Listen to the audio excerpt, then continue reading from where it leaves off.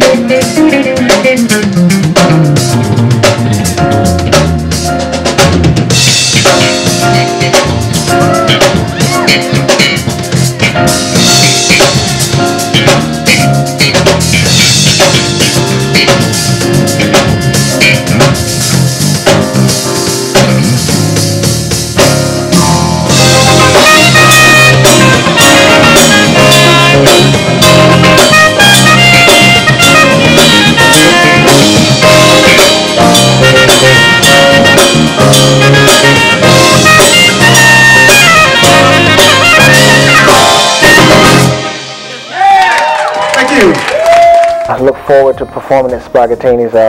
It's one of the premier spots in Southern California. Actually, I've been wanting to perform here for quite some time, and the opportunity came. Keyboards, Kerry Davis. He's been with me since day one, when back in the Expression days. He's performed with some of the greats. He's performed with George Duke, Wynton Marsalis, James Moody. Drums, Terrell Sass. Terrell he's a military brat. So he's been all over the world. I grabbed Terrell when he was 21. Actually, I was his first gig when he first moved to Atlanta, and I wanted to help him because he reminded me a lot of myself.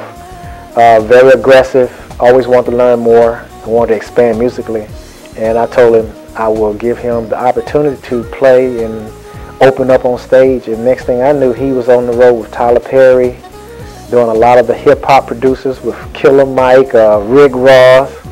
He's everywhere, and that's the beauty of it. It's about him being young. He brings a lot of different styles and a lot of energy to the stage. Joe Delisario, that's my buddy. He's from the Bay Area. I met Joe 2 or 3 years ago through Facebook. Actually, he had been watching me musically, and he had listened to some of my records on the radio.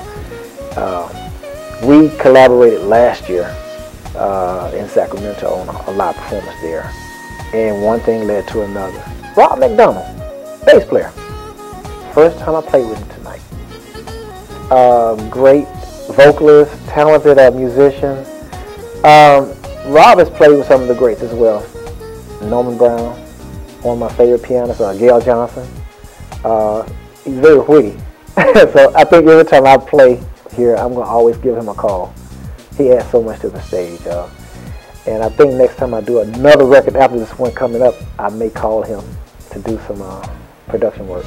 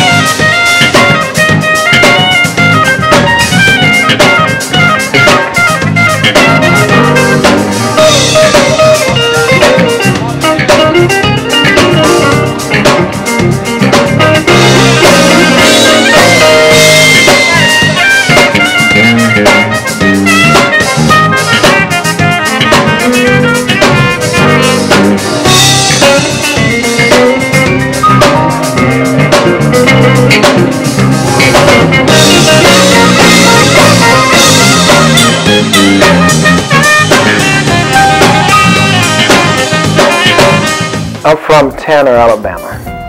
Small town in between Birmingham and Huntsville. Grew up there. Once I graduated from University of North Alabama, I left that area at the age of 21. I have a untraditional path that how I got to music. Growing up, I always wanted to play an instrument, but where I come from, it was sports. It was either band or sports. And coming from a small town, everyone embraced basketball or football, so that's the route I took. And I did not pick up the instrument until after I graduated from school and moved to Atlanta. Started going out to some of the clubs, watching some of the great local cats play, and it was awesome. And I think that's what fueled my hunger to start playing. But I found my break, got with the band, got with the local band between 9 and 7 as a sideman. So it really was internship in so many ways where I wasn't a front person, so I got a chance to learn both the business end on how to book yourself and also learn how to be an actual team player on stage.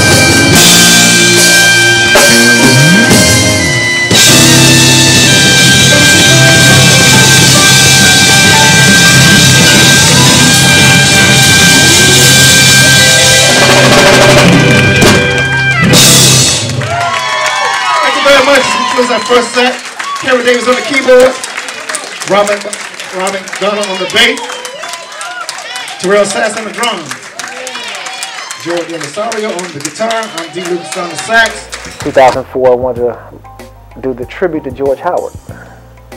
And oddly enough, I was kind of scared when I did that because as a first-time solo artist, here you are want to record a national recording artist. So you had to come with it. So I was nervous, but I grew up on George. So it wasn't that hard because he was one of the guys I really was influenced by. So 2004, the release of Remembrance under my label, More Better Recordings. And did really well. 2007, Something to Ride To. And that's what really put me out there. I had some great producers, some great songs. It was the Reconcile track that really did well on that CD. But needless to say, the record itself, it tracked smoothjazz.com, Billboard, for over 40 weeks. So it charted, and that's what got my name out there. And for some reason, every 3 years I put a record out. So that was 2007. Then in 2010 is when I released the Standing Room Only. And that self-titled song charted at the Billboards. And again, within maybe 2 years, I think I released Rebirth of the Smooth, which was a compilation of the previous 3. And I tell you a little bit behind Rebirth of the Smooth. My whole idea of Rebirth of the Smooth is I wanted to let people know what I've done the previous 3 records, where I've come from musically, but also where I'm heading from a career standpoint. And I also took some of the songs from all 3 records and I wanted them to show people that there's a different side to smooth jazz. Some of the songs, like Renewal, Reconcile, it had edge. It has more edge to the smooth jazz. That's why I still call it contemporary jazz. Once again, I'd like to thank you for coming out. I have a question. How many Scorpios in here?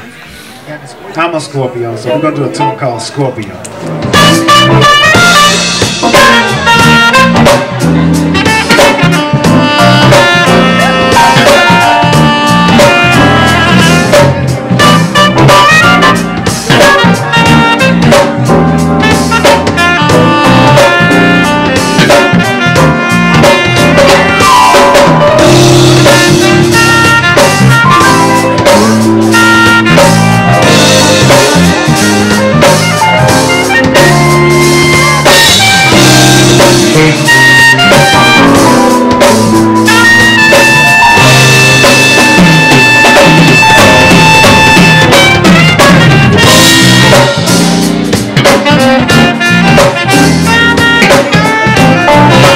Record. It's coming out this summer. It's untitled yet, but it will consist of 10 songs, and it's definitely moving in the direction of urban, AC, a little touch of heavy R&B, but there's going to be some tracks on it that's going to remain loyal to the contemporary jazz genre. Got some beautiful vocals. This talented vocalist out of London, her name is Judith Nicholas. She's going to perform a couple of songs on there. I'm going to do another remake of George Howard Do Ever Cross Your Mind. The vocalist is John Roberts. He's a bassist out of Atlanta. He has his own projects as well. Beautiful vocalist. I really look forward to the record. Can't wait to really get it out. Once again, Phil Davis is going to be back producing 2 songs. And of course, Carrie Davis. My music on cdbaby.com. Also iTunes, Amazon.com, but more importantly my website, which is deelucasonline.com.